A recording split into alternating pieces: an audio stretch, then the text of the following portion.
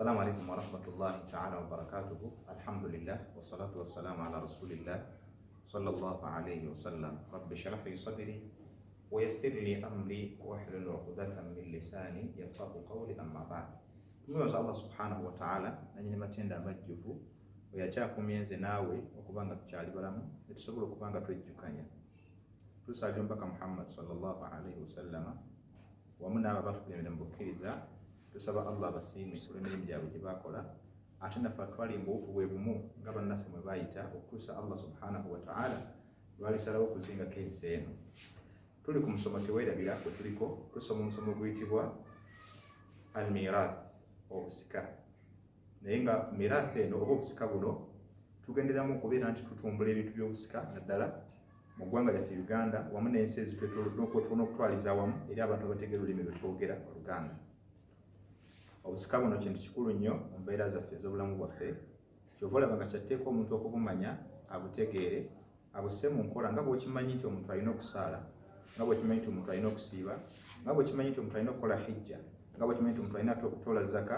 Omuna bwe kityo omuntu mu byonna byaba akungaanyizza, Allah subhanahu wa ta'ala atwala obutumenyezebwa n'akulaga. Oluvannyuma lw'okuvaawo ku baani abateekeddwa okuba nga batwala ebintu byo mu maaso, baani abateekeddwa okubeera nga bakwata ebintu ebyo, abakutwalira omuli, abakwata enkasi, abakuddira mu bigere n'abakulaga mu mbeera efaanako bw'etyo. Tukyalinga bali introduction mu mbeera y'okuba tusoma erimu y'obusika, mu kwongera okumanya ebintu byonna abantu byemulugunyaamu, abantu byonna byebatategeera, nga tuliwamu n'ekitongole oba kiyite group, association, organization eyitibwa Jam'iyatul Istisharati al-Islamiyati lil-Mirathi fi Uganda, giyite Association for Islamic Inheritance Consultation in Uganda. Ekibiina kino kyavaayo okumanyisa ebintu ebyo bifaanako bwe bityo, ng'osobola okuba ng'ofuna services nnyingi ze bakuweereza, omuli okukola ebiraamu, omuli okukugayidinga mu mbeera gy'oteekeddwa okulambamu, okutuukiriza ebiraamu omuntu by'abaalaani, okugabira ebyobusika byo, okulaga abasika mu bantu bo n'abatateekeddwa kubeera basika, wamu nga bagoberera amateeka agakwatagana n'eggwanga Uganda wamu n'amateeka g'eddiini Busiraamu n'ebirala bingi bye bakola. Osobola okuyita ku nnamba ezo eziri awo bw'oba oyagadde okubanga oba kutuusaako services zino. So olwaleero biidhnillahi tabaraka wa ta'ala nga bwe kiri tujjukanya tusoma ebyobusika. Omusomo guli mu ddiira wano gugamba hikmatu tafaaduli baina dhakari wal untha, ebimu ku bigendererwa bye tusuubira nti bye bigendererwa nga n'ebiriwo ebimu bitulaga nti oboolyawo bye bigenderera Allah subhanahu wa ta'ala bye yagenderera okubanga asinza asitula omusajja ku mukyala.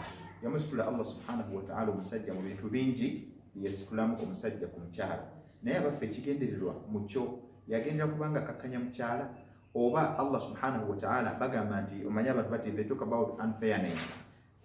Abantu ekigambo ekyo twogera kitukafuwaza nkitujjira ddala mu Busiraamu.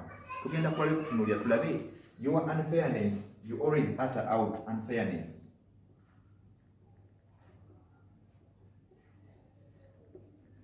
Ekigambo kino abantu bakyogera naye abasinga obungi tetumanyi makulu gaakyo. You just utter them out. Allah is not fair. Really Islam is not fair on that. Bogamba Islam is not fair. Who ordered Islam? Who made you Muslim? Who ordered you? Who revealed who brought the revelations concerning Islam? It is Allah subhanahu wa ta'ala. So much so as if you utter that one out, it together to go together Allah subhanahu wa ta'ala. So this unfairness of yours, we want to prove it wrong. Leero njagala okubalaga nti ekigambo unfairness kyemwogera abasinga obungi ate nga kimanyi bulungi the more you utter it out, I think it is only the first time you utter it out it drops you out of Islam, kikusuula wabweru wa Busiraamu. So this unfairness of people which people utter out, of course when you utter out unfairness, what do we mean by unfairness? So unfairness etegeeza mu Luwarabu bwe tugamba nti aljair oba otegeeza omulyaza amaanya.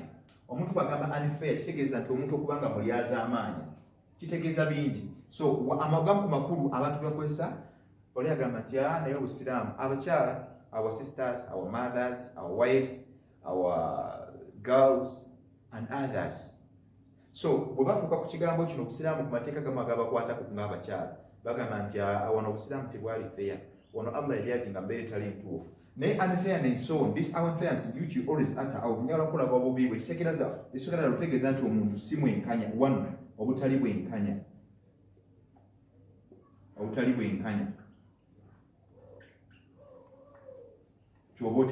This it means that when you say unfair, obotegeza nti Allah subhanahu wa ta'ala teyalimu enkanya. Kitegeza taghiya, obujemu, obujemu.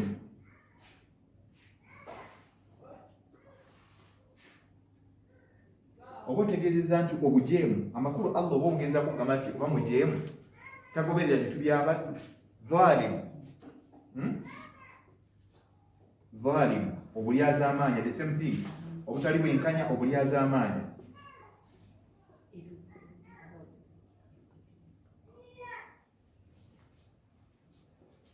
Omuntu bw'ogamba unfair, butuufu Allah is not fair.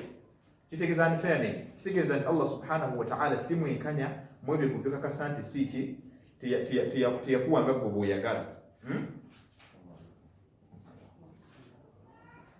So mu mbeera efaananako bw'ekyo, omuntu yenna bw'abanga ayogedde ekigambo bwe kiti, manya nti ebintu bino nga bwe biwandiise wano oba bitaddeko Allah subhanahu wa ta'ala, Katonda oba ovumye. And in other words, tuba tugambye nti kati obusiraamu oba ovuddemu completely, not even partial but completely. Naye I want to prove you this unfairness of yours. Ebintu bino bimwogere ebyokuba nti Allah si mwenkanya, Allah si mwesimbu, Allah subhanahu wa ta'ala ebintu bino mulyaza amaanyi mu mbeera zonna esinga obungi. Naddala kino kijja mu mbeera bwe tuba tuyingidde mu kiyitibwa obusika oba mu bintu ebikwatagana n'obusika. So olwaleero y'ensonga gyegenda okuba nga tutunulako mukkirize abaffe omwana omulenzi mu busika partly we are on busika saati nga ne bonagenda mbira ne bonna bashahada. When you go to shahada, which we call with the testifying over witnessing. When we talk about witnessing, we tugenda kukuwa obujulizi. Era obujulizi omukyala balina kuba babiri, omusajja alina kuba omu. Witnessing. But is this one unfairness? Is it unfairness? Abaffe bubeera butali bwenkanya, as some of you utter it out, ng'abamu bwe mukyogera. Ddala kituufu bwekyo bwe kibeera. We want to prove you on this. Why do we say, lwaki tugamba, kubanga waliwo ebintu, people really they look at Islam in some situations, ne bakitwala nti obusiraamu tebwali bwenkanya. One, when a baby urinates over your clothes, bagamba nti omulenzi, you just rush ilma, omansawo mazzi, ate okumuwala n'okunyamu. People say about unfairness, bagamba obusiraamu nedda. Naye kyetwagala okulaba, but probably we shall be talking about inheritance. We relate this inheritance to other things. Omuntu njagala otegeere unfairness yo gy'oyogera evaawa. Era Allah sinza, why do you criticize your Lord? Because what we know in the Quran, kitumanyi mu Quran, that Allah subhanahu wa ta'ala proves himself, but whatever he ordains to us to do is really Allah subhanahu wa ta'ala is not questionable. Allah tabuuzibwa. La yus'alu amma yaf'alu wa hum yus'aluna. Surah al-Anbiya. Allah tabuuzibwa ku kyonna ky'abaasazeewo, ky'abaakulagidde kukola. Naye ate you yourself, on this unfairness of yours, you will be asked as to why, on which criteria did you utter that word out? Wagenderera ki okwogera ekigambo ekifaananako bwe kityo? Wallahu subhanahu wa ta'ala, Allah subhanahu wa ta'ala atugamba, huwa a'lam bimasalihi li'ibadi. Ye Allah subhanahu wa ta'ala yasinga okumanya emigaso egidde erifa abantu. Mukitegedde bulungi, Allah yasinga okumanya byatwagaza. Yuridu Allahu bikum al-yusra. You don't forget these ayahs, these verses in the Quran. Unless these people who always say after this unfairness of theirs, unfairness out, these words are being uttered out by those people who don't recite the Quran. That Allah subhanahu wa ta'ala, wogena mu Quran yatugamba nti la yus'alu amma yaf'alu wa hum yus'aluna. Yuridu Allahu bikum al-yusra wa la yuridu bikum al-usra. Allah subhanahu wa ta'ala tugamba nti mu Quran atwagaza bwangu mu buli nsonga yonna gye tukola. Wa ma Allahu bidhallamin lil 'abid. Allah subhanahu wa ta'ala tayinza kuba mulyaza amaanyi eri abaddu be. Kati gwe omukyala mwannyinaze oba omusajja, because they are being uttered out by various people. N'omusiraamu omusajja atasoma Quran naye ajja byogera, n'omukyala atagoberera amateeka ga Quran naye ajja byogera. Naye olowooza Allah agenderera kikwakwagazaako ki? Oba nze anjagaza ki? Kyeyanjiragira kiri ekintu ekyo kumusinza. Bino byonna yabinteerawo kuyambibwako kumusinza. N'olwekyo gw'ogamba nti Allah is unfair, Allah si mwesimbu, Allah byalamula si bya mazima. mallahu bidhallamin lilabid, yekakasako Allah kubanga si mulyaza amaanyi erifa abaddu be. Wallahu a'lam bimasalihi libad, Allah yasinga okumanya ebirungi ebidde erifa abaddu. Okitegedde bulungi? La yusalu amma yafalu wa hum yusaluna, Allah subhanahu wa ta'ala tabuzibwa ku kyo kyonna kyakoze eki kyatugambye kola, ate wa hum yusaluna, naye ffe tuli bakubuuzibwa. So we want to prove this word unfairness. Why do people say it unfairness? Why do people utter it out? Lwaki abantu bakyogera in as way or one way in criticizing Allah subhanahu wa ta'ala as per the laws and the Sharia is concerned. Nga bolaba amateeka bwe gakola ki bwe gatambula kwegini naye nga in relation to hikmatu tafadul baina dhakari wal untha ngali tuvudde ku mulamwa baffe lwaki Allah subhanahu wa ta'ala yasitula omulenzi oba omwana omulenzi omusajja n'amusitula ku ddaala ery'omukyala. Before we go further, njagala tutunuleko in the creation. We are just on the introduction. We're together in creation. Mukutonda. Remember, there are 4 stages of creation. Entonda Allah ziyatonda mu abantu ziri nnya. Omuntu okutuuka okulaba at this stage where we were. Stage yasooka, we were created out of clay. Remember the souls were there. So abantu batondebwa nga bajjibwa mu bbumba out of clay. That is Adam alayhi salam.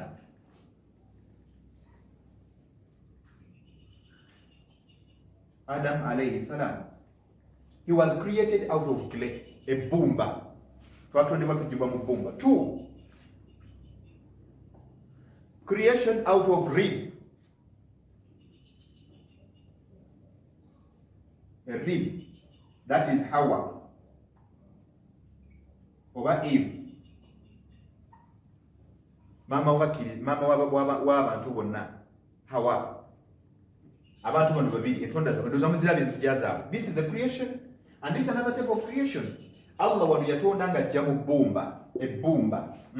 Wano n'atonda ng'ajja mu rib, olubiriizi. This rib of yours. Are we together? Era bw'ogenda okubalabala abamanyi obulungi embiriizi z'omusajja ez'essayidi eno tezenkanankana na za sayidi eno, zaawukana. That is it. From there, this is creation of man first, then creation of woman, then woman out of man, but in the rib. Okuva wano Allah subhanahu wa ta'ala n'atonda omuntu omulala. Yamutonda, he created man out of a woman. 3. Man out of woman. A woman. Allah yatonda omusajja ng'amujja muki? Ng'amujja mu mukyala. Ng'atonda. Nga tewaliwo musajja naye ate nga waliwo omukyala. That was Isa alayhi salam.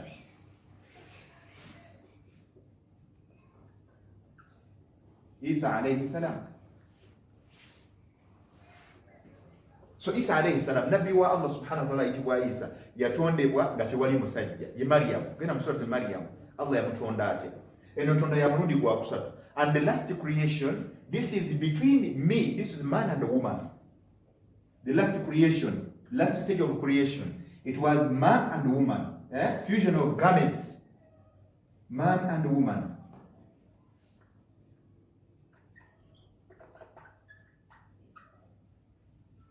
Man and woman met. Omwami n'omukyala okusisinkana. That is out of sperm. That we say sperm, we say ovaries, plus ovaries.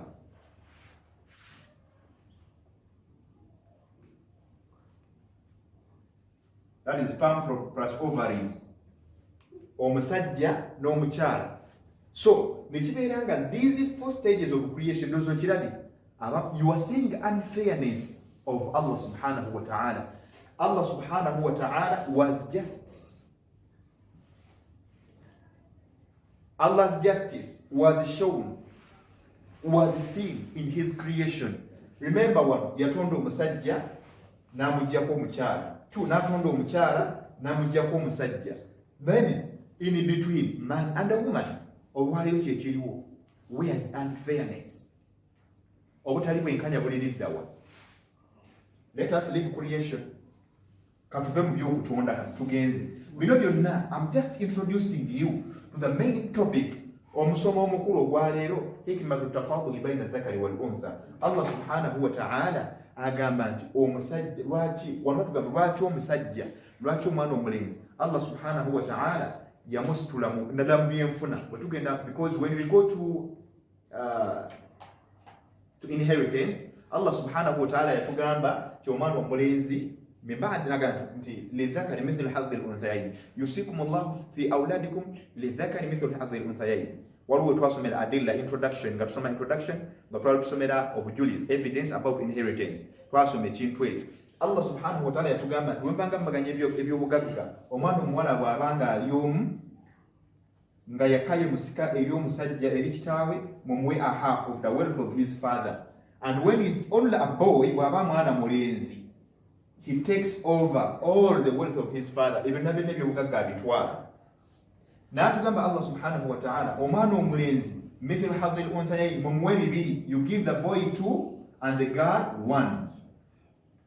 Is that one unfairness? That's what we want to prove today. Kyetwagala okubanga olwaleero tujjawo mu mimwa gy'abantu abamu abagamba nti Allah was not fair. Allah bagambi, if you say unfairness, bw'oyogera ku butali bwenkanya otegeeza nti Allah mulyazaamaanya, nga bw'olaba abakulembeze bwe balyazaamaanya abantu baabwe. Otegeeza nti Allah si mwenkanya, otegeeza nti Allah oba otegeeza you meaning many.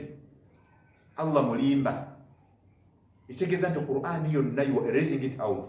All the message that was brought by Muhammad sallallahu alaihi wasallam, you are erasing it out by only one word, and probably you leave our Islam. Obusiramu oba obuvuddemu completely, and you need to utter to renew your shahada. Shahada yo tekedde okuba nga ogiddamu. Tetujja kulwayo, katugende mu bufumbo. Now we want to prove this. This introduction says Allah subhanahu wa ta'ala oluvannyuma lw'okutonda omuntu olw'okutonda omusajja yawa obuyinza n'agamba omusajja ekyatonze omukyala yatuwa ensonga. Yatonda omukyala lwa nsonga ayagala omukyala abeere ng'omusajja atebenkera eri omukyala nga ku Adamu alayhi salaam litaskunu ilaiha abeere ng'omukyala oyo kyakwewunda kya musajja ekyokwewunda ky'omwami. Omukyala omwami bwe lwabeera n'omusajja omwami bwe lwabeera n'omukyala omusajja bingi byaba agenda okutuukako mu mbeera y'okuba nga wano akola amaka abaana bagenda kubeerawo okulabirira kw'omusajja eri omukyala byonna Allah subhanahu wa ta'ala n'abimutikka. Naye ng'omukyala Allah yawa omukyala obutabeera lukusa lwefumbiza, omukyala alina obuvunaanyizibwa. So n'olwekyo min hikmati tafaduli baina dhakari fil miraathi, Allah mu bimu ku bintu bye yagendera okubeera nti omwana omulenzi amusitulako ku ddaala naddala mu busika. Agambye nti anna almar'ata makfulatan, omukyala alabirirwa bulabirirwa. Mu'natun wa hajatiha bikhilafi rajulin fahuwa almukallafu wa mas'ulun ala zawjatihi. Omusajja Allah tabaraka wa ta'ala yamukwasa obuvunaanyizibwa obulabirira mukyala we. Omukyala alina si kuba nti omukyala anyoomebwa, no. I told you earlier, nabagambako mu kavidiyo yefu wakulembera nti omukyala ekyamufulumya okugenda okukola, waliwo sekita emu mu bantu wano in the western culture be basindikiza omukyala okugenda okukola mu bintu bingi nnyo byasindikiza omukyala. Bo tebayagala mukyala kusharinga ku bintu bya musajja, ne bagamba naawe olina okugenda okukola onoonye emmere gy'onoolya.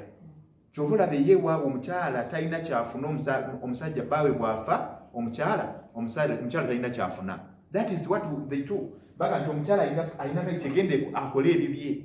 Naye obusiraamu nedda bwo tebugamba bwe. Obusiraamu bwassawo omugabo omukyala gwalina okufuna mu maali ani? Mu maali ya bbaawe. N'olwekyo olwali lwe twagala okubeera nga tuprovinga biidhnillahi tabarakahu wa ta'ala. Tugambe omusomo gwe tuliko hikmatu tafadul baina dhakari wal untha. Lwaki Allah subhanahu wa ta'ala yagenderera ki okubeera nga asussa oba nga asitula omwana omulenzi ku mwana omuwala? Kitwagala okulaba olwaleero tujjewo unfairness abantu gye balina. Hikmatu tafadul.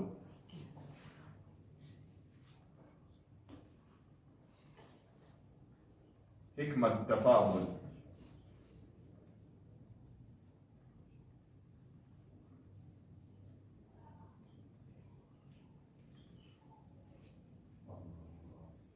Hikmatu tafaduli baina adh-dhakari wal-untha.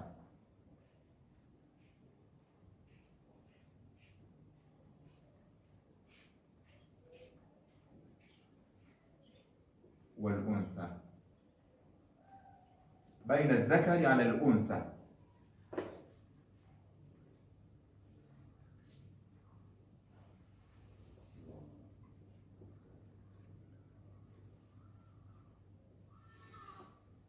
Allah subhanahu wa ta'ala, this is our question. Allah yagenderera ki okubanga omwana omulenzi amusuumuusaako mu byenfuna, mu buyinza, in the governance, everything. Lwaki omukyala teweerabira? Tulabye creation ne tulaba n'ebirala tukyayongera okubanga tubiraba. Allah tabaraka wa ta'ala yawa omukyala ekitiibwa n'amusitula. Omuntu okubeerawo ng'okolererwa bukolererwa kiba kya bbeeyi okubanga okolererwa bukolererwa. N'olwekyo mu bimu bye tulaba Allah yawa obuyinza obuwasa omwami awasa omukyala. N'agamba Allah subhanahu wa ta'ala, fankihu ma taba lakum minan nisa'i mathna wa thulatha wa ruba. Allah yawa abasajja n'agamba nti muwase ababa bayungiyidde mu bakyala, muwase babiri oba basatu oba bana. Fa in khiftum, bwe muba mutidde obutenkanya nga temujja kuba bankanya eri bakyala abo, fa wahidata, muwase omukyala omu. Aya yakusatu surat Maida, that means surat An-Nisa.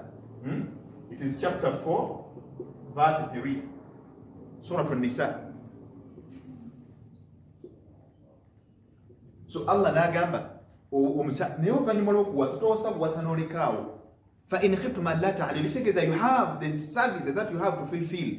Waliwo by'oteekeddwa okutuukiriza mu buvunaanyizibwa eri abantu abo b'obawasizza mu bakyala.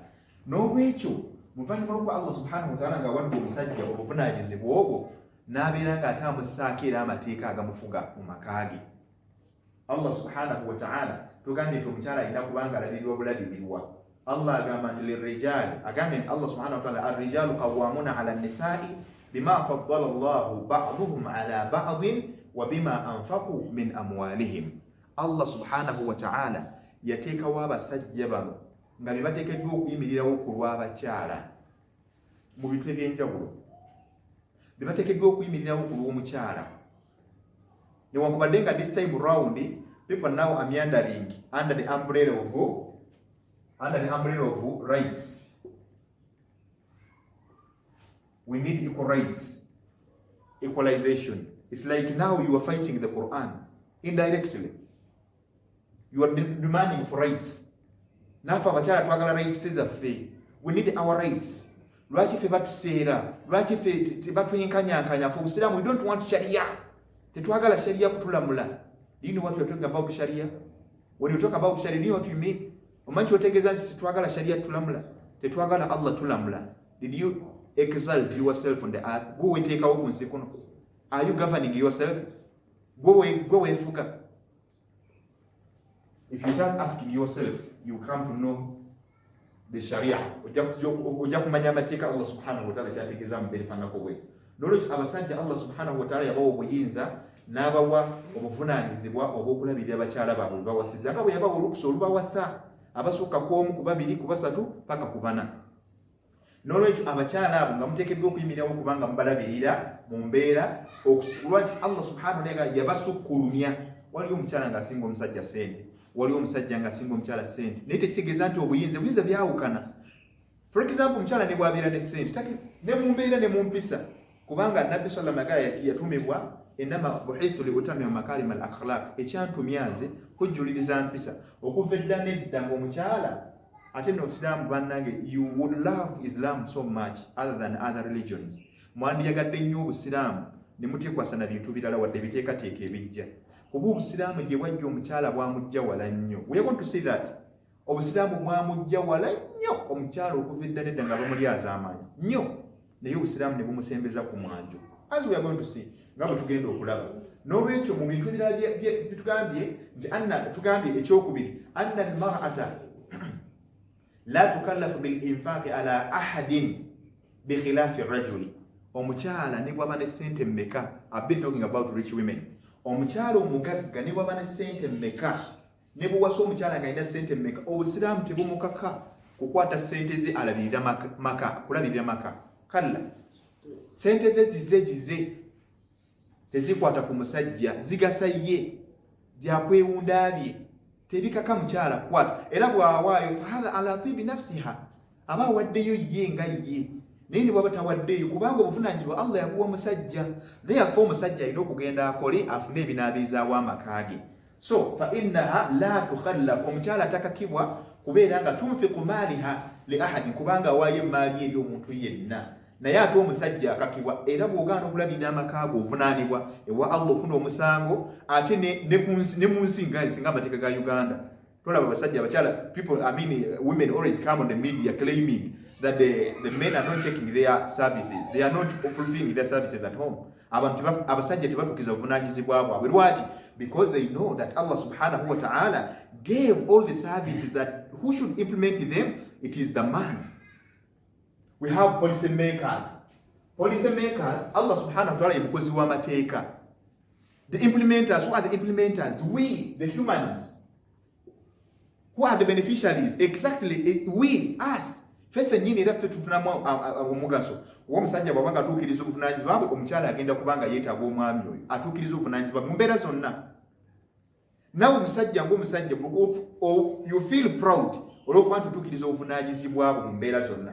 N'olwekyo Allah subhanahu wa ta'ala ku nsonga yatugamba fankihu ma taaba lakum, nga bwe twalabye, n'atugamba nti fankihuhunna biidhini ahlihinna. Kyova olabira abakyala olw'okuba nti omukyala munafu ye mu mbeera ye ne mu bumbwa bwe, Allah subhanahu wa ta'ala kyava akulagira ogenda omujje eri abantu be, kubanga omusajja mulyaza amaanyi nga bwe tuli tutondebwa n'emitima egy'enjawulo. Oli bw'aba mulyaza amaanyi, yino omukyala gy'aba munafu nga talina bamutaasa, omukyangu nnyo okubeera ng'akola ki, ng'amulyaza amaanyi. Kino no kigambibwa nti omukyala okubeera nga bakulonze ekkubo, kiba obeera otadde obulamu bwo mu matigga. Mubiraba bulijjo ku medias, they are being killed, they are being tortured. Babakola buli kimu. Lwaki? Kubanga omukyala yatondebwa nga munafu. Inna quwwataha la tuzahimu quwwata ar-rajul, amaanyi g'omukyala tegenkanankana na ga musajja. Kyova olaba nga tulina kubajja eri bantu babwe. Omusajja ne bw'ova n'ogenda mu America, olina kugenda mu family n'ekuwa omukyala. Family eyinza obutanoonyereza nnyo, however ate nga kyamakulu nnyo okunoonyereza omusajja yaani, because we want to know your background. So bwe tumanya nti omusajja ava Uganda ne bava mu family gundi, tetwetaagisa abantu ne batabeerawo. Naye ate omukyala kyatteeka, walina okubaawo omuntu amubaakinga. Lwaki? Kubanga omukyala ye mu bumbwa bwe munafu, alina okuba nga ayambibwako, alina okufunayo amaanyi ag'enjawulo. Kyova olaba Allah atugamba nti fankihuhunna biidhini ahlihinna, ate wa atuhunna ujurahunna, mubawasenga mufunye obuyinza okuva eri abantu baabwe, ate mubawe empeera yaabwe. Wa huwa al-mahar, nga ge mahari. Mahar, waliwo abantu abagamba unfairness.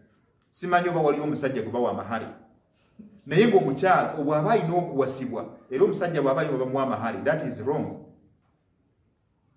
Omusajja yateekeddwa okutoola amahari n'agawa omukyala, era omukyala ali proud nnyo okuba nti alina okufuna amahari ge mu bufumbo.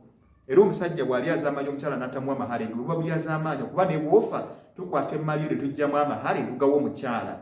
So al-mahar mubimu. Some people say unfairness, but we are quoting now. Mu bintu bye quotinga, omukyala afuna amahari. You get the mahar, dowry. Dowry in form of mahar. Mahari. But all this is out of the man's struggle. Byonna musajja alina okubikola because yalina okuwasa. Abantu boogera unfairness. We are running this. Njagala kujjawo kye bayita unfairness. Nti Islam is not fair. Allah is unfair. Waliwo omusajja afuna amahari. You ask yourself. Goba weebuuza. Waliwo omusajja afuna amahari. Waliwo omusajja gwe bakima ewaabwe ne baleeta ebintu as some people do. Because this one always under dowry. Bina biri under dowry. Abasajja bajja okuwasa abakyala bawala bammwe ne mubatemera list, njagala emmotoka y'ebintu, njagala amahari bwegati, njagala bwe bati, njagala millions 10. Why is all that?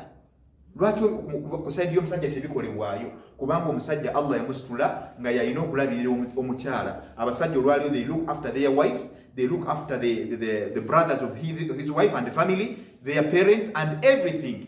Abasajja bangi babikola ebyo. Kitegeeza nti omusajja olw'okuba nti Allah yamuwa obuvunaanyizibwa, bambi they try to extend those services to even the relatives of their women. naye abakyala lwaki basinzira ku kyokugamba nti Allah is unfair? We go ahead and say Allah subhanahu wa ta'ala teyakoma okwo. Ekimu kutulaga nti Allah subhanahu wa ta'ala butuufu yasitula omusajja ono n'amuwaata obuvunaanyizibwa. Allah agamba walwalidatu a'udhu billahi minash shaitani suratu an-nisa agati walwalidatu yurdina awladahunna hawlaini kamilain. Abakyala abazadde abaana they have to look after them to breastfeed them until 2 years. To those who want to fulfill the breastfeeding period, abagala okubanga batuusa ekiseera ky'okubanga bayonsa abaana bateekeddwa bayonsiza emyaka ebiri. Liman arada an yutimma ar-radha'a, for those who want to fulfill that period of breastfeeding. Wa 'ala al-mawludi lahu rizquhunna wa kiswatuhunna bil ma'ruf. Omusajja Allah yakussaako obuvunaanyizibwa. Wa 'ala al-mawlud, n'oyo azaalibwa omwana gwe bazaalidde omwana alina kuba wa musajja. Kino kitulaga nti Allah omwana yamuwa musajja. Wa 'ala al-mawludi lahu, oyo gwe bazaalidde omwana nannyini mwana ye musajja, rizquhunna ateekeddwa okulabirira abakyala abo. Olaba obuvunaanyizibwa Allah bwe yateekawo. Wa kiswatuhunna, n'okubambaza bil ma'rufi, mu mbeera esinga okubanga nnungi. Okitegedde bulungi. La tukallafu nafsun illa wus'aha, la tukallafu nafsun illa wus'aha. Allah takaka mbeera, takaka mwoyo. Omukyala waliwo kubanga muwasa abasajja bawasanga bali mu mbeera ez'enjawulo. Toteekeddwa mukaka, olina okubanga omusaba okusinziira ku busobozi bwe. Tomusaba ky'atalina. Tulina qaida egamba, we have a principle in Islam which says la faqidu shay'in la yus'al dalu talabu bihi. Omuntu atalina kintu tebakimusaba. Tosobola kunsaba mu motoka nga tokimanyi wanvumbirwa nina kagaali. Where shall I get it? Otegedde bulungi. N'olwekyo byebimu kutulaga nti Allah yawa omusajja obuvunaanyizibwa okusinziira musaba okusinziira ku buvunaanyizibwa bwe n'obugagga bw'alina n'embeera gy'alina. Omusabi ateekeddwa okutuukiriza obuvunaanyizibwa bwe omu maka okusinziira ku mbeera Allah yamugaziyirizaamu. N'olwekyo la tudarra walidatun biwaladiha wala mawludun lahu biwaladihi. Allah yatugaana okubanga tulumyagana. Omusajja tateekeddwa kulumya mukyala, n'omukyala tateekeddwa kulumya musajja mu mbeera zonna. Wa alwarithi mithlu dhalika, n'embeera eyo aya etulaze amakulu kye batutonya mahallu shahid nti Allah subhanahu wa ta'ala yawa obuvunaanyizibwa eri omusajja. So okulabirirwa, ndagala bino, okulabirirwa omukyala Allah subhanahu wa ta'ala yateeka ku musajja okubanga yalina okukulabirira. Newankubadde nga bamukiraba nti kati mbeera mulabanga enkulaakulana nti olina okugenda onoonye ssente. But I want you to trace, make an analysis worldwide, not even countrywide, but worldwide. Genda onoonye ddala abakyala ku ssente zaabwe ze bakola zigasa ki ennyo. Ky'oba onoonya, you can trace that. Ssente z'omukyala ziraga wa zikola ki? Kuba omukyala ne bwagenda n'akola, abamu bafundikira toziraba. Buli naku afuluma n'agenda n'akola. Naye she can never bring any coin to you except a few of them. Naye nga bye batono. Out of 100%, you can get only a quarter of 1% ku bakyala abakola ebyo batono. Ekitegeeza nti nabo baakikakasa dda nti obuvunaanyizibwa bulina kuba bwa basajja. However, these rights, seeking for rights, human rights under the laws of Allah, Sharia tekola. We can say that Sharia is what we term as human rights. Sharia yennyini gye tulina okuyita human rights because it was the laws that were made by Allah. But these human rights, they are man-made rights. You can't prove us. Tulina engeri gy'oyinza tukakasamu nti man-made rights, they can be better than the God-made rights. Tekisoboka. So n'olwekyo mbimu kwe tufunye ebirala, omukyala alina kulabirirwa. Ekirala kye tugendako tetujja kukomaawo, kyakwongera obujulizi. Allah subhanahu wa ta'ala muyukulala ekira tulizo okufuna nti anna rajula yadfa mahara zawji, twakirabye waggulu. Omukyala alabirirwa, omusajja alina okutola ki obuvunaanyizibwa bwonna obukulabirira mukyala we. Muvunaanyizibwa bwonna Allah subhanahu wa ta'ala yabutika musajja. Omukyala tasabibwa, talina buvunaanyizibwa bwonna bwasabibwa. Takakibwa okukola ki? Omukyala takakibwa buvunaanyizibwa bwonna, buvunaanyizibwa bwa ssente.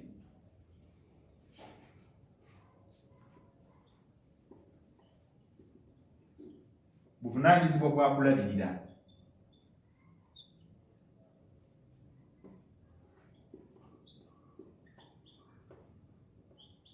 omukyala takakibwa buvunanyizibwa bwakulabirira maka kalla era bw'aba alabidde kiba yikuye yaba kyeyagalidde naye kino Allah yakiwa musajja mulaba ebintu bino abantu bano abantu njagala ndabe because some women say this they utter this out bagamba nti obusiraamu tebuli fair. I want to prove you today. So Allah subhanahu wa ta'ala takomoko mu byuko byetulaba nti obusiraamu buno bwagenda wala masuliyati maliya buli kintu kyonna ekiyingiramu ssente buli kintu kyonna ekirimu okuwaayo anna masuliyatan tarbiyat al-awlad ng'okulabirira abaana min ta'limi mu kubasomesa wa alaqa wa ilaj n'okubajjanjaba omukyala era omwana omukyala ne bw'abanga anobye mu makaago ng'agenze n'omwana gy'alaze yonna ne bw'aba akola era omwana bw'alwala akasimu okalabiraawo ti omwana nno mulwadde twagala ssente.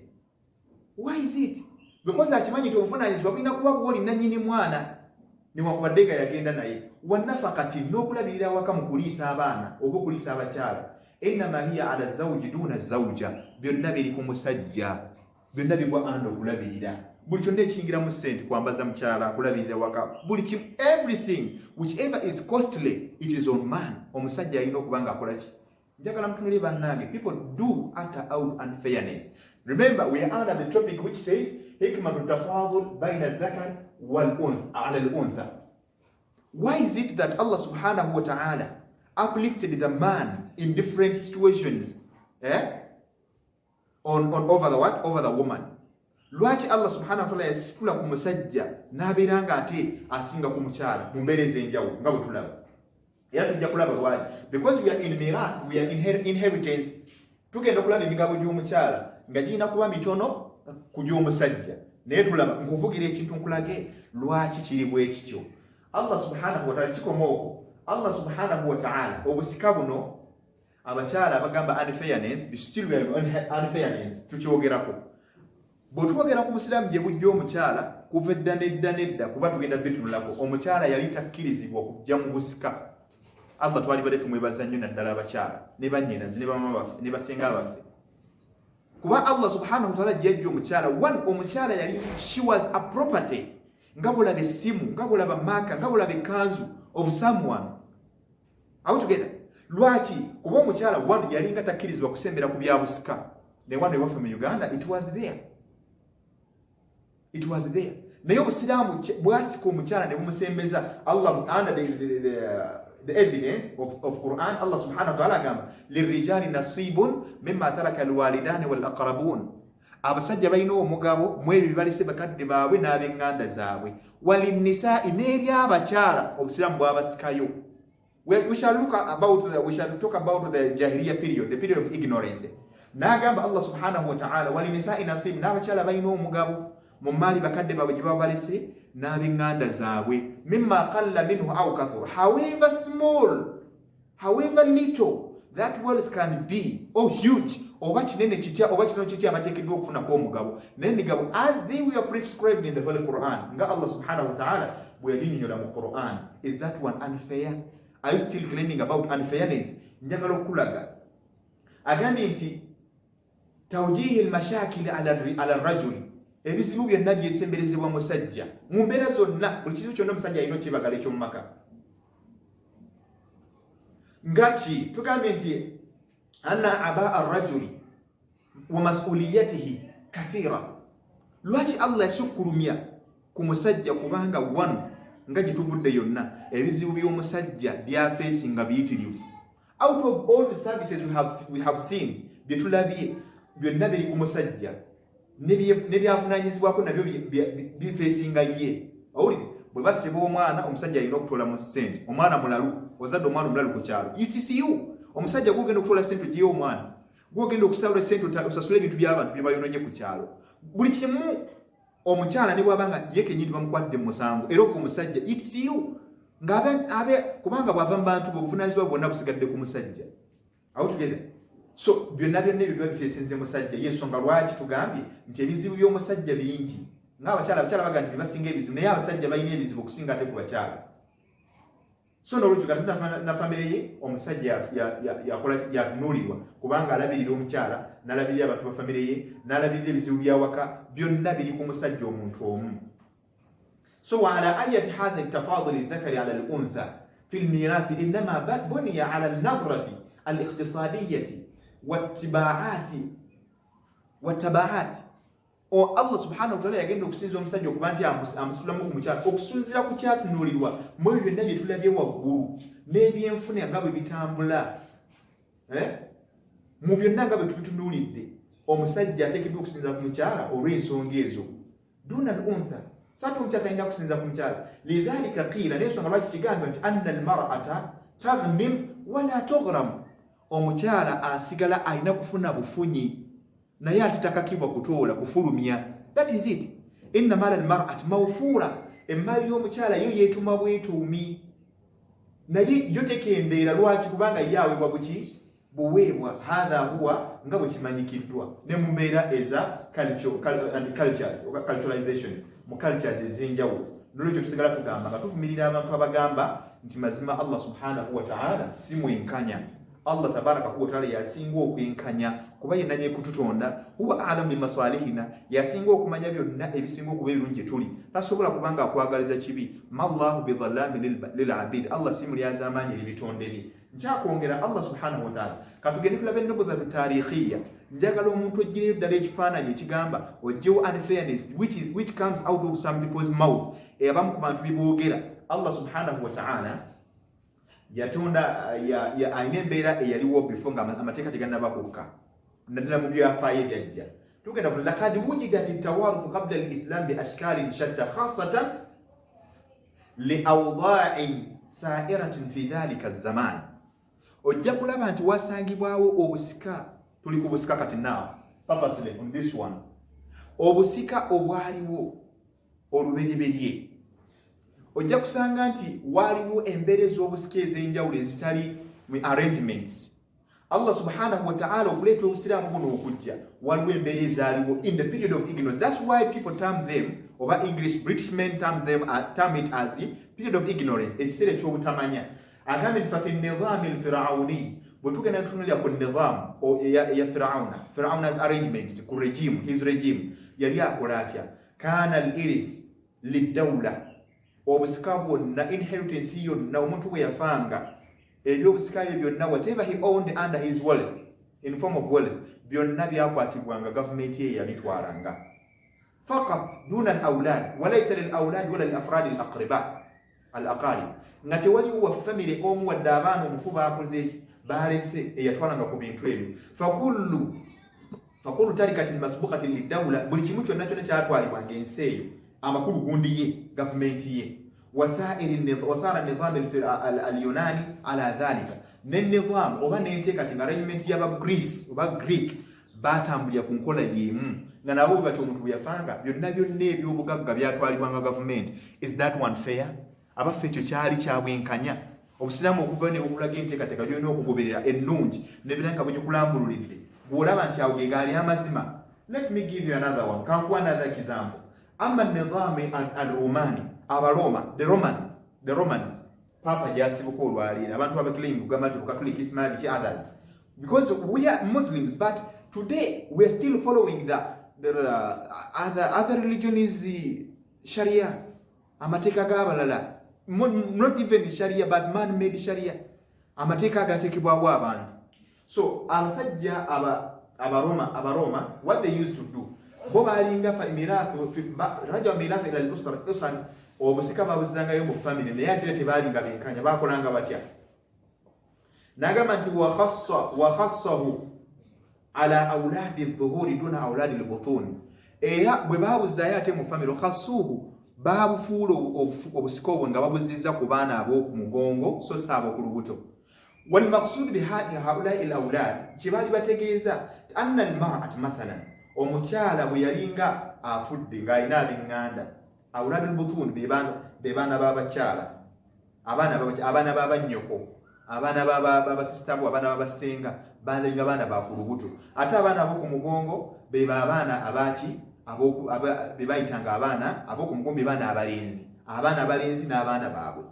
akitegeeza be baana ab'omu family kuba bagamba nti omwana omuwala azaala afulumya ate omulenzi azaala ayingiza mu kika nolwekyo abo abaana bye baana nga mu kika bye baana abaatwalanga bye bawanga ebyobugagga ekyo tekitiggwangawo kikyaliwo so omukyala idha tuwufiyat bwe yafanga intakala maaliha ila ikhwatiha duna abnaiha wala banatiha mwannyoko bwe yafanga ng'alina abaana emaali ye yonna yakwatibwanga neweebwa bannyina abaana be baazadde nga tebabatunuddeemu. Is that one fair? That is nidham gye bayise nidham al-Rumaniya. Abaloma Roman Empire yaliwo mugijjukira, of course bannabbi yagisangawo yaliwo. Ekyo kye baakolanga emaali omwana omuwala n'abaana be tebagisikiranga wabula yaddanga eri bannyina n'abaana b'abannyina abalinze ku mukwano. Fakanati muhimmatuhum ibqa'u hadha al-mali fi afradi al-usari wa hum abna'i dhuhur. Ekyali kigendererwa kyabwe mu mbeera eyo nkubeera nga baddira ebyobugagga ebyo byonna babeere nga bizza mu famire zaabwe kwe kubanga babiwa abaana baabwe duna ikhrajiha shay nga tebalina kye bajjeemu wadde.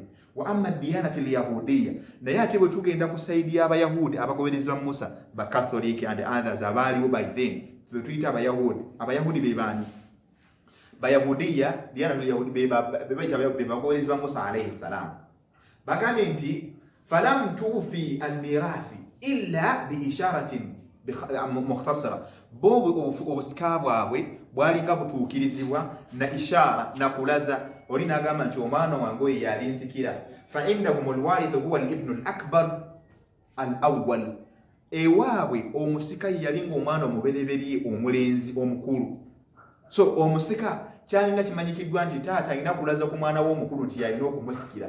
Kyova olaba nga walingawo enjawukana okulwanagana mu byobusika. Omukyala ne bwayabaddenga n'abakyala, omusajja ne wali yabaddenga n'abakyala abasukka ku omu nga balwanagana, waliwo entalo paka n'olwaleero zikyaliwo. Lwaki? Kubanga we didn't follow the well-arranged sharia laws of God's governing inheritance. Amateeka amatuufu agaraninga oba agatunyola obusika obutuufu twagalika ntugasuula wabbali. Nolwekyo mu mbeera eyo omusajja n'abeera nga abaana be bw'ati alambira nti omwana omubereberye yateekeddwa okubeera ng'asikira ebyaki ebyobugagga bye. N'agamba nti fa in ta'addada al-abna, omusajja bezaala nga abaana abasukka ku omu abalenzi. Wuritha al-ibnu al-akbar, omwana omukulu omubereberye yatwalanga ebyobugagga ma'a dhifi, n'okubanga bamuha excessively okusinga ku balala. Abalala ne bagenda nga babawaako obusammambiro. Okitegedde liwujudi al-abna'i, olwokubaawo kw'abaana abalala. Amma idha kanat al-bint, bwe yalinga muwala fa innaha anadhaka la tuwarrath, yalinga tasikira ewali abaana abalenzi. Abaana abawala bagobanga bagobeeri nga tebalina kye bafuna kubanga waliwo abaana abalenzi. Era ebintu byonna byaggweranga mu byana abalenzi. Munjulira kubanga ne mu Uganda, I talk about Uganda because Uganda I know its situation. Manye embeera bwe yali okuva edda nedda. Abaana abawala babagoberanga wabbali nga tebalina kye bafuna. Ne bagala okuba abamu baagala okuswala ne bagamba nti abaana abawala waaki basikirenga ennyumba bakadde mwe babadde, era nga bagamba nti ennyumba y'abaana abawala. That's what they say. Ne babamma emigabo gyabwe ne babamma obusika bwabwe. Wal isharatu fihi, nolwekyo ensika eyo neba nga si nga musiya mu mateeka. Kanu yuwarithuna ahyana amma diyanatu al-masihiyya, naye bannafe abagoberezi ba Yesu omuli abalokole n'abasigadde abagoberera Yesu fa innahum kanu yuwarithuna lam yakun lahum mirathan mutarattiba, bo tebalina busika buli arranged. Okitegedde bulungi, bo tagafalu anha, bo baali reluctant about them, tebalina mateeka gabigoberera. Fakanu taratan ala nidhami al-Fir'auni wa taratan ala nidhami al-Yahudiyya, bo babuukiranga bubuukizi bwe balabanga ababanyumidde nga bwe bagoberera, bwe balabanga ababasaanya nga bwe bagoberera. Naye ffe Abasiraamu, we are not like that. We have the evidence, and our constitution is the Quran and the Sunnah, the prophets, the traditions of the Prophet Muhammad sallallahu alayhi wa sallama zizitugaidinga okubanga tukolaki nga tufuna ebintu bifanako bwe bitu. First one, at-tawarufu inda al-Arab, ate Abawarabu, what do they do? Because Nabi sallallahu alayhi wa sallam yatumye mu Arabia gye yatandikira, Obusiraamu gye bwatandikira. Naye ate bo twagala tutunulye bo batambula batya, bo obusika bwabwe babutambuzanga batya. Nolwekyo fa inda al-Arab, Abawarabu bo qabla maji'i al-Islam, Obusiraamu tebunajja, during the period of ignorance, faqad kana qa'iman ala thalathati asbab, balina 3 major issues. Abawarabu bo obusika bwabwe babuzimbiranga ku bintu bisatu. Obusika bw'Abawarabu babuzimbiranga ku bintu bisatu. 3 major points. One we walinga obusika bwabwe, ekisookera ddala an-nasab, that is family. Obusika babuzangayo eri family, but not all family members, not all children nedda bo bawuzanga eri members aba families out together mu nsonga enkulu ze bagobereranga atabanni. Number 2, atabanni mu luzungu kiyitibwa adaptation.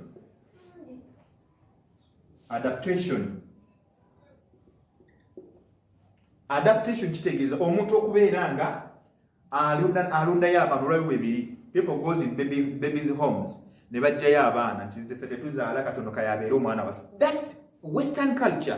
Enkola ey'abazungu abeegaana okuzaala ne basalawo okugenda okwadoptinga abaana oluusi abaana be baafuna nabo abaana baazaalibwa mu bwenzi bamaba babusuula kasasiro obaki obaki everything which whatever it could be wano mu Uganda webiri abantu kati abantu baresuminga to that ne bagifuna business ne kiwa omwagaanya omuntu okubeera nga beexercisinga obwenzi.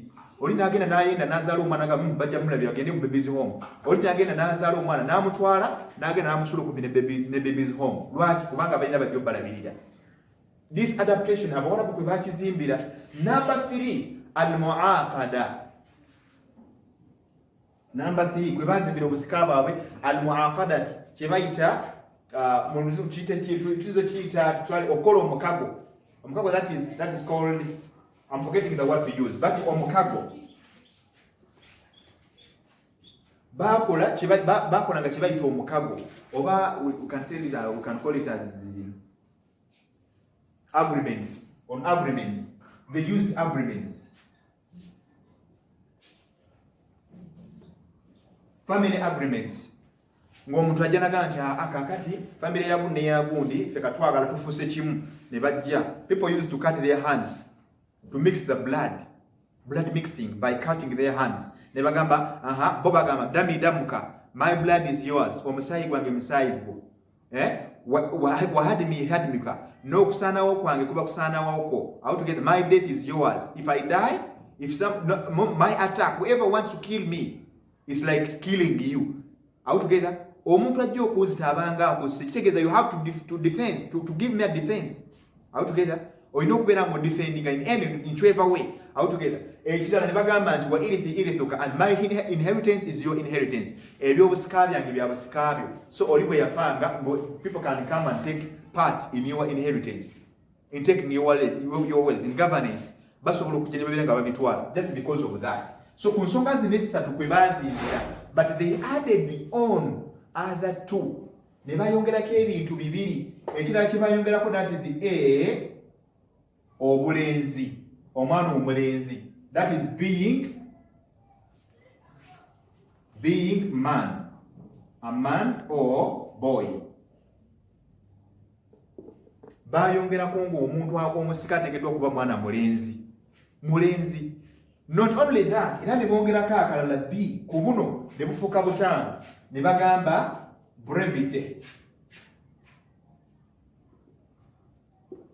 Omuntu ateekeddwa okubeera nga agenda okusikira ng'alina omutima ogw'obuzira, because for them they used to live by battles.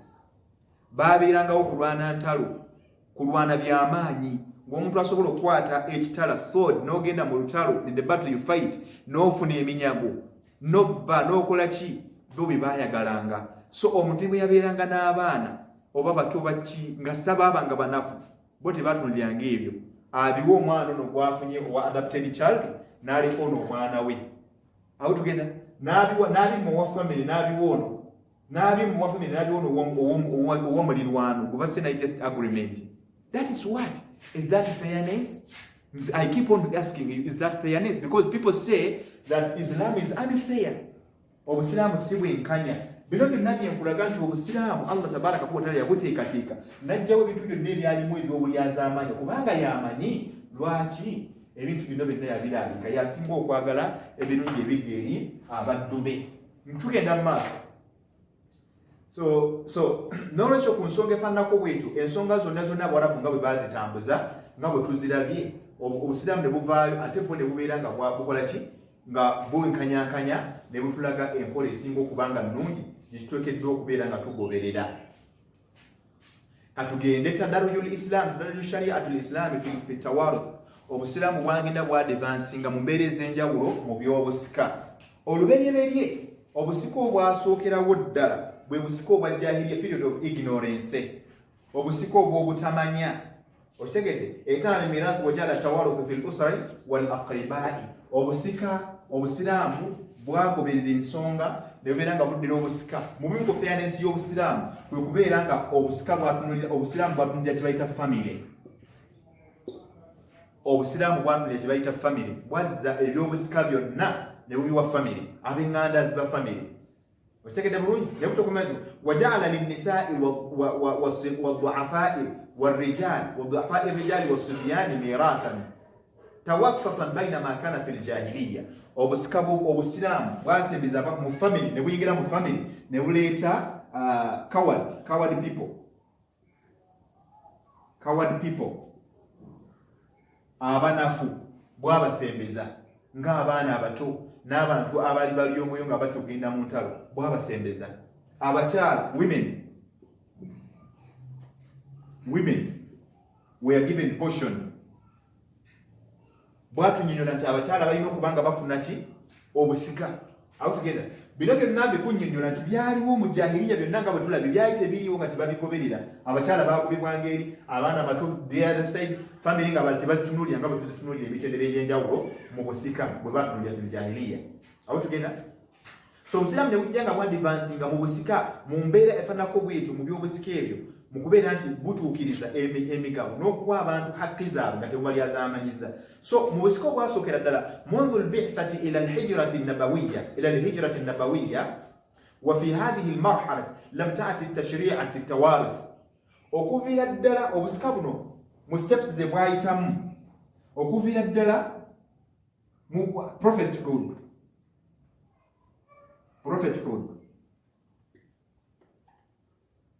okuviira ddala nga nabbi yakatumwa okutuusiza ddala mu kuseeguka hijra, up to hijra. Obusika bw'obusiraamu okuviira ddala mu prophethood batugamba nti nabbi yafuna obwa nabbi, it was 622. It was 622 AD. Paka mukusenguka. No, this was hijra. It was 622. Okutumwa it was 609 up to 622.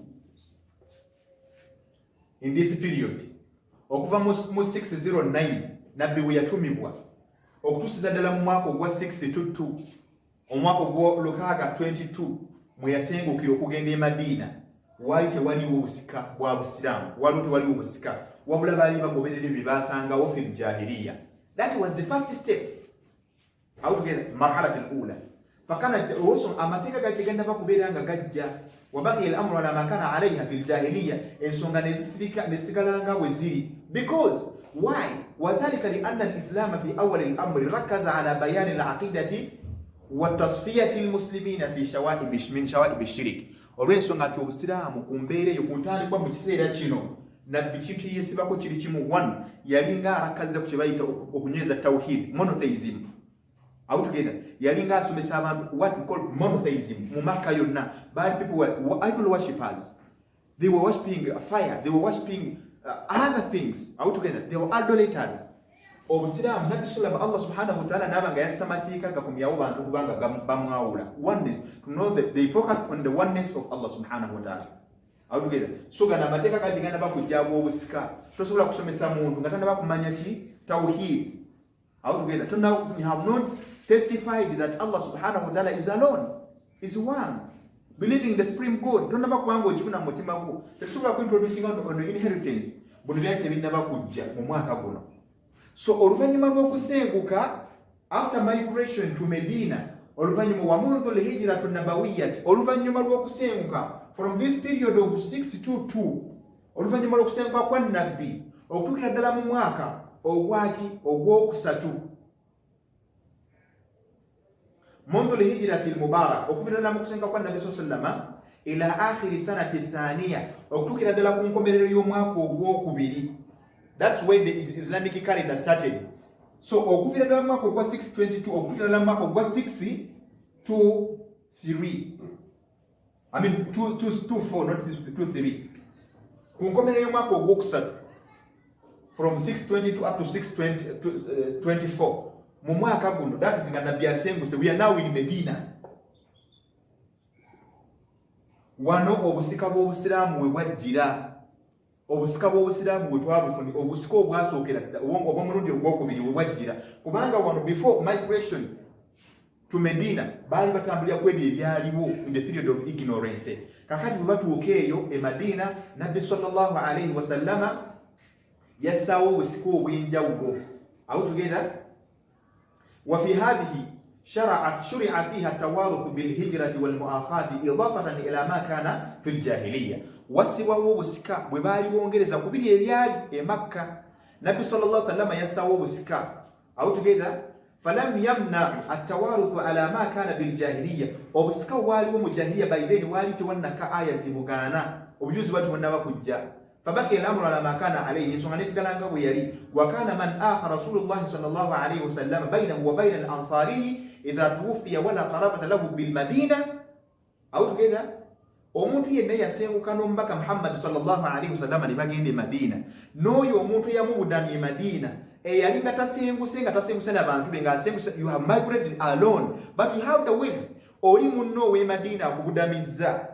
Those people who have given them sheltered them, baali nga babasikiragana, waliwo okusikiragana wakati waabwe. Ono omuntu yasengukanga n'agenda e Madina, bwe yafanga nga talina wa luganda lwonna newankubadde nga yasiramuka naye n'asigala e Makka. Oli muganda wo w'e Madina yakubudamya nga talina naye bantu be yakusikiranga. Nabwe kinaayo eyafanga eri nga talinaayo bantu be balala bonna. Ono munne yasenguka nga talina bantu bonna yamusikiranga. Okwo Nabbi sallallahu alayhi wa sallam yakuteekawo oluvannyuma lw'okusenguka, naye nga bazimbirako ebyaliwo mu jahiliya. Naye mu kaseera ako Allah subhanahu wa ta'ala nga bwe tukimanyi taleka nabbi we kola nsobi, wa nabbi si yabaganga amateeka. Allah subhanahu wa ta'ala yassa aya ta'ayidan lidhalika, to support what the Prophet Muhammad sallallahu alayhi wa sallam put up. Era mu ekyo kitulaga nti Allah subhanahu wa ta'ala yassa aya eno wammanga n'agamba nti innal ladhina amanu, mazima ddala abo abakkiriza.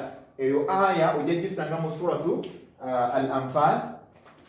You'll find this verse that supported the Prophet Muhammad sallallahu alayhi wa sallam on that period of inheritance. They take out any ayah 72 verse. I mean that is verse 72, but the chapter is 5.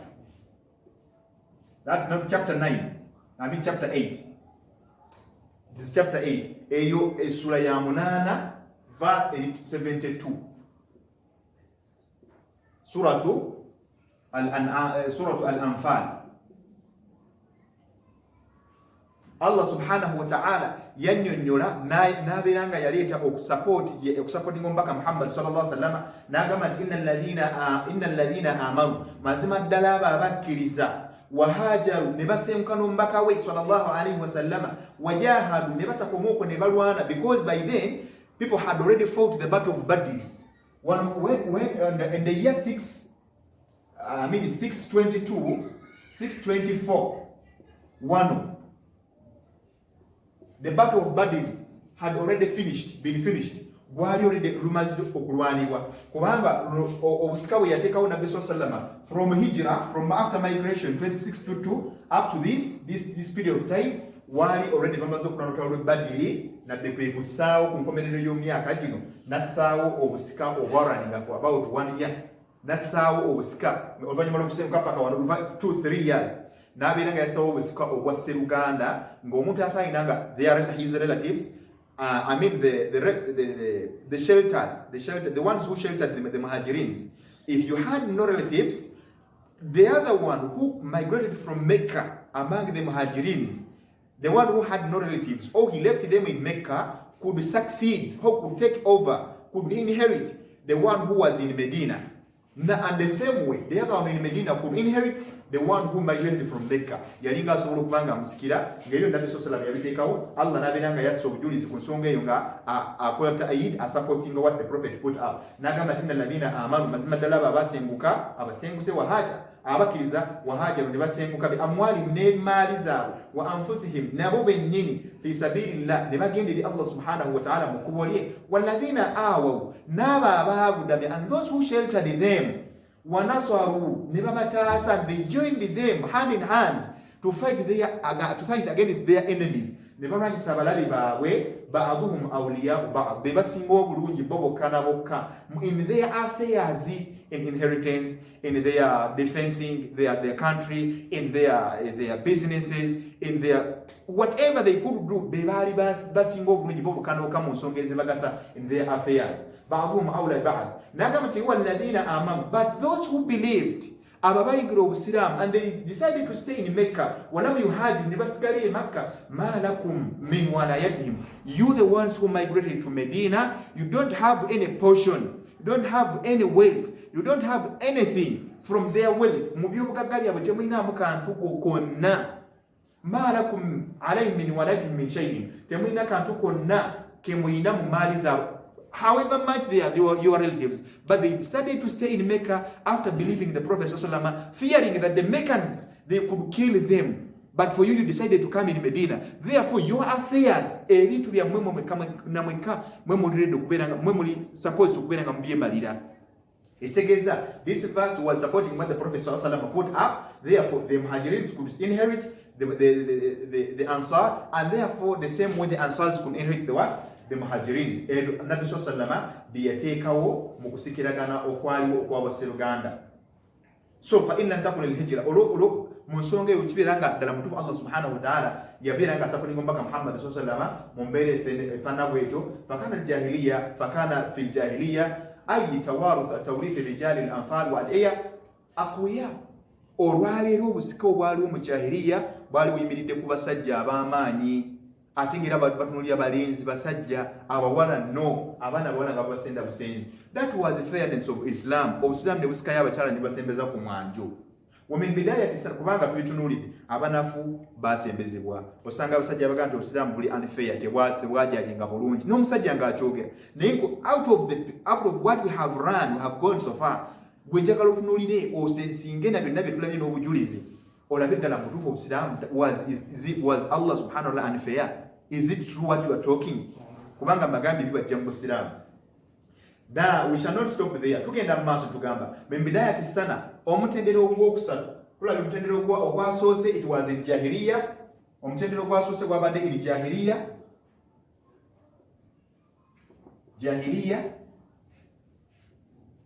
The first stage was in jahiliya. The second step was after migration.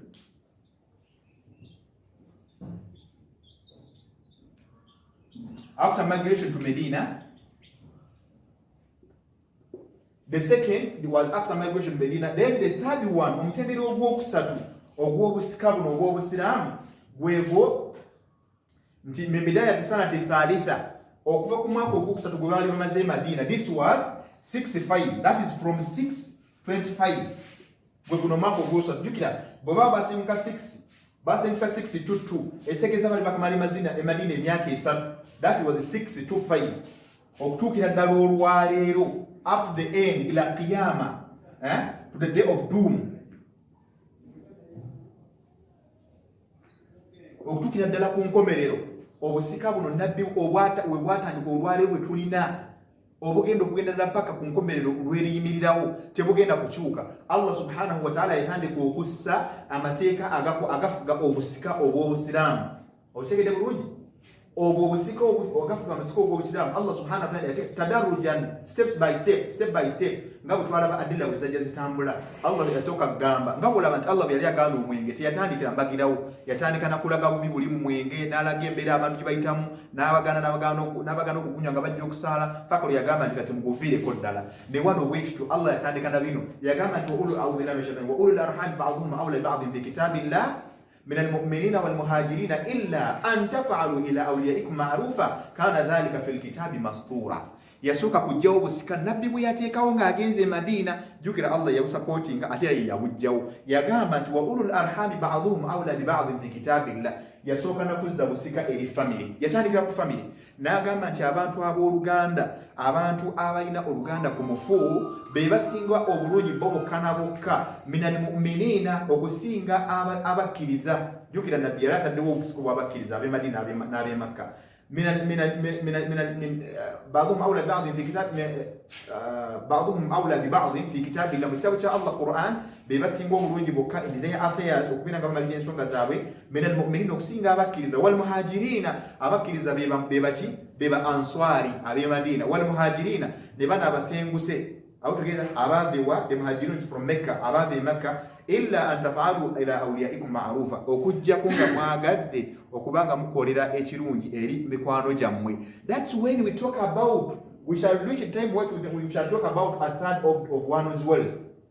Omuntu okulama ekimu ekyokusatu mu maali y'okukiwaayo nga saddaaka oluusi biba bigenda mu bino illa an tafaalu ila awliyaikum maarufa okujjako omuntu ayagadde okukolerayo favor to your friends. That's when you will be allowed to give away some of your properties or your wealth to other people. Naye nga bino birina kubanga bigenda mu baŋŋanda purposely. N'olwekyo kye tugamba illa an tafaalu ila awliyaikum maarufa okujjako nga mwagadde okubeera nga mukolayo ekirungi mukolayo omukwano gw'ekirungi kana dhalika fil kitabi mastura. Mazima ddala ekyo Allah subhanahu wa ta'ala watu bwe yakiwandiika mu kitabo kye Allahul Mahfuz kye tumanyi obulungi. Eyo aya eri mu suratul Ahzab ojja gisanga obujulizi obwo buli mu suratul Ahzab, that is chapter 34 verse 6 omuntu ajja kubanga ogisangayo bw'onaabanga ogyetaaze. Nakakomoko Allah subhanahu wa ta'ala n'ayongera n'atulambikira ensonga zino twongere okubanga tuzitegeera. Allah subhanahu wa ta'ala agamba nti wa ulul arhami ba'duhum awla ba'dhin fi kitabillah, era ayongera okukkaatiriza okumanya nti famire yeteekeddwa okubanga eri awula yesinga obulungi okutwala emaali yo gwe nange aba famire yo okusinga abantu abalala bavudde ebweru.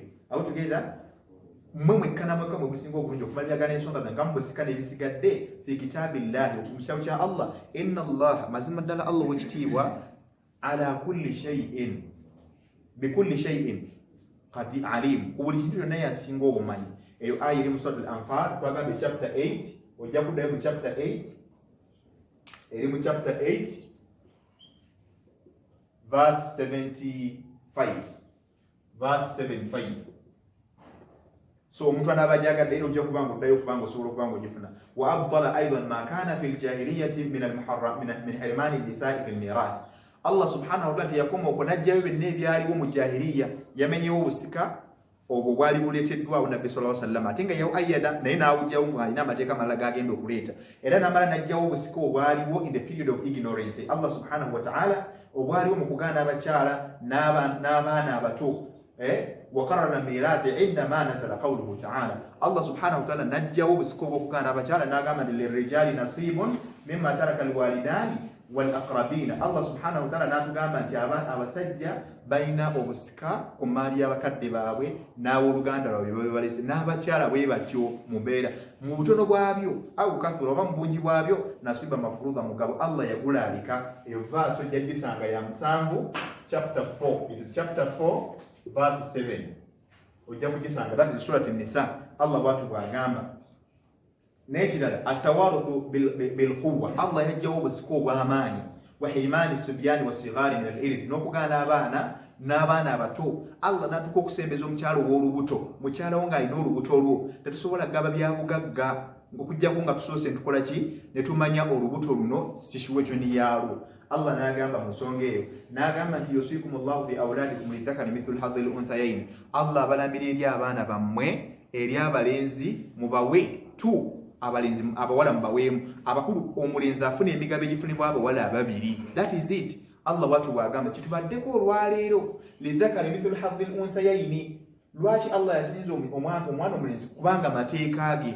These are laws from Allah. He knows why. Yamanye ensonga lwaki bumu ku byenkulazeeko. N'olwekyo Allah teyayawula nti mwana mulenzi, mwana muwala, mwana w'amaanyi, mwana tali w'amaanyi. Yagamba abaana bo, omwana omulenzi mumuwe ekikubisa mu byabawala ababiri. Awo tugenda mumuwe mugabo gy'abawala ababiri. Mithlu hadhil unthayayn. Mumuwe omugabo gwenkanakana n'okufunibwa abawala ababiri. نورج الله سبحانه وتعالى وأبطل الميراث بالادعاء والتبني هنا نزل قوله تعالى. الله ناسانغولاو نو بسكو غاريو of adaptation of a child omuntu n'agenda n'anoda omwana n'amufuula omwana we nga tamulinaako wadde akakwate mbulukuba yamula oba kala yamulonda bulungi naye n'amufuna mbu ye mwana we era n'amuwa ebyobusika ekyo Allah n'akimenyawo n'agamba Allah subhanahu wa ta'ala wama ja'ala adiyaakum abnaakum Allah tafunulanga abaana abo bemwezzaako bemweyita n'essamwassama wammwe abantu bebeeyita n'agamba nti ono omwana wange Allah yabijjawo n'agamba wama ja'ala adiyaakum ayina gye yatandika awo tugeza adiyaakum nagamba abnaakum dhalikum khawlukum bi afwahikum ebigambo byammwe bimusamwasama nabyo ne mumwajammwe wallahu yaqulu alhaqa Allah byayogera gaba mazima wa huwa yahdi sabil era yalungamya omuntu kukube ki egobe gorokofu noga id'uhum li abaahum abaana abo mbayita amanya g'abakitaawe amanya g'abataata baabwe eno aya naye tulaga nti abaana bategeddwa okuba bamusajja id'uhum li abaahum mugayita amanya g'abakitaawe huwa aqsatu inda Allah kyekisinga obulungi eri ekyamazima eri Allah subhanahu wa ta'ala fa in lam ta'lamu abaahum this situation nga temumanyi bataata baabwe bwe tembamanyi bataata baabwe fa ikhwanukum fi ddin mbayita amanya g'eddiini kuba babeera baganda bammwe mu ddiini wa mawalikum era babeera baddu bammwe mbeera mutadde okuva mu buddu awo tugeera ekyali that situation ekiseera eky'obuddu bwe kyalinga kyakola kikyaliwo awo tugeera Allah tiyakoma okwo abasajja they used to take women as their properties omuntu bwe yafanga mu jahiliya period omusajja bwe yafanga ng'alina omukyala we so for example me I own my wife nina mukyala wange naye muganda wange bwe nafanga mukyala wange yamweddiza there and then nga tamuwooye tamuwadde mahali alowooza nti nze okukwasa kwange kwamumalira all that was cancelled out ate tewalingawo period of idda ekiseera kya idda tekyaliwo the period when the woman abstains from being married from marriage affairs ekiseera ekyo tekyalingawo abantu tebakirindanga naye obusiraamu ne beera nga bussaawo idda omukyala okubanga ateekeddwa okutuula ebbanga tusobole okwekalakasa oba ddala kituufu in her womb there is any what abamugamba nti omukyala lwaki bamuteerawo yebbanga mwe yatuule bwera lwaki that is Islam ebyokubigenderera Allah subhanahu wa ta'ala tayagala kubanga intermix the blood oberenga osooka okilininga wekiri oberenga omubiri gwo gwonna gwekilininga obere free oddewo nga bwe yatandika obusiraamu bwonna bwakiwa omukyala naye abasinga ne muvaawo ne mugamba nti Islam is unfair Allah tali fair bannange that word you uttering is really big so n'olwekyo Allah tabaraka wa ta'ala najjawo obusika abantu bwe basangawo okubeera nga bakola ki nga basikira abakyala beddiza abakyala mu mbeera etali mu mateeka gatali matuufu Allah n'agamba ti ya ayuha alladhina amanu yakitwekesa n'atugamba nti abange mmwe abakkiriza la yahillu lakum an tarithu nisaa karha temukkiriza kubanga musikira abakyala kubanga because the women are used taken to be properties nga batwalibwanga kyabugagga n'olwekyo mukkiriza kubatwala abakyala nga batwalanga byabugagga byammwe nga mubatwalanga properties musikira nga mubasika mubatwala mu buwaze ekyo Ibn Mas'ud naye yakiripotinga ku ayo n'agamba nti ebyo byaliwo mu jahiliya abakyala nga basikirwa nga batwalibwanga ebyaki ng'ebyobugagga naye aya bwe yakka byonna ne bisangulwawo n'agamba nti wala ta'dhuluhunna litadhhabu bi ba'd ma ataytumuhunna illa an yatina bi fahishatin mubayyina era temugezaako mu abasajja okunyigiriza abakyala owulira abakyala owulira favor are you hearing the favor all this one is the favor of the Quran is the favor of Allah over his servants naye how dare you osinziira otya okigezaako okugamba nti Allah subhanahu wa ta'ala si mwenkanya ng'atakugambye n'akuprotectinga n'agana n'abasajja okubanga babalumya wadde okubanga batwala properties zammwe mu bukyamu mu butali mazima n'abagamba nti mugezaako nakutwala bintu by'abakyala nga mubatwala mu bukyamu wadde mwe mwabiba wakasita mwabiba omusajja ayinza okuba omukyala n'amuwa ebintu ebiyitirivu Allah yagaana okubitwala yagaana okubibajjako awo tugenda n'olwekyo temugezaako kubanga mubitwala waashiruhunna bilma'ruf ate n'abagamba nti mmwe abasajja nze naawe tubeere nga abakyala tubawangala nabo mu mbeera esinga okuba tomutokyalinga tomuyisa bubi muyise bulungi mu mbeera zonna tukkiriza buli saabize buli kimu kyonna kyonna okutukkiriza gyali fa inkarihitumuhunna bwobanga omwetamiddwa omukyala Allah yakuwa chance osobola okubeera ng'omuta fa asa an takrahu shay'an naye manya oyinza okutowa omukyala oba okwetamu ekintu awo tugenda ntakula shay'a wa yaj'alu Allah fi khairan kathira Allah n'akiteekamu baraka n'akiwa ebintu amakulu omukyala oyo Allah n'amusitula oluvannyuma lw'okumuta ate n'abeera ng'omutadde bangi ntubalabi olumala olaba omukyala nga mubi n'okola otya akumbaga kifa